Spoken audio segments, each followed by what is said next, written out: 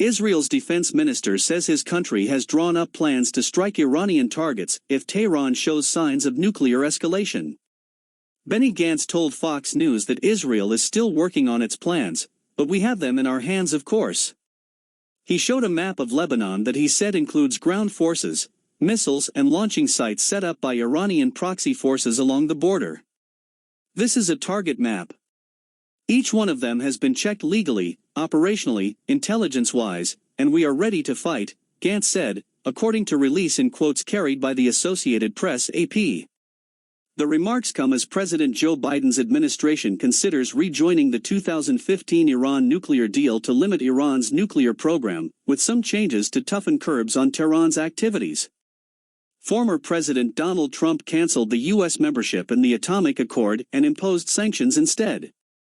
The Iranian nuclear escalation must be stalled, Gantz said, repeating the Israeli government's approach to the new administration on the issue.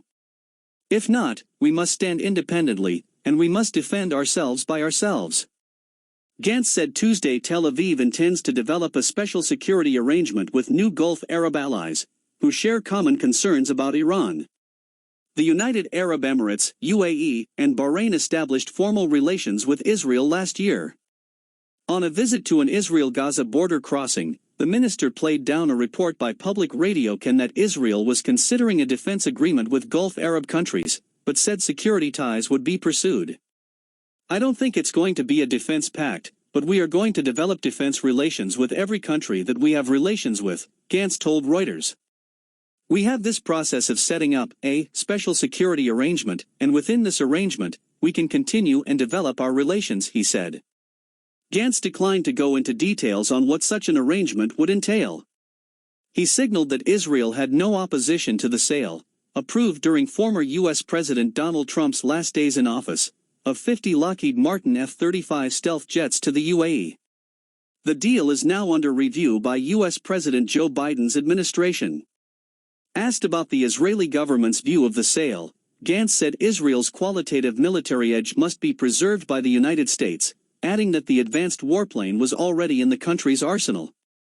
In Jerusalem, Prime Minister Benjamin Netanyahu met UAE Ambassador Mohammed Al-Khaja at the Prime Minister's office and said in welcoming remarks, "We're changing the Middle East. We're changing the world." An Israeli statement said the two discussed prospects for developing regional and bilateral projects in a broad range of fields. Israel opened an embassy in Abu Dhabi in January. Palestinians have been critical of the rapprochement, worried that their own unmet goal of statehood in Israeli-occupied territory might be sidelined.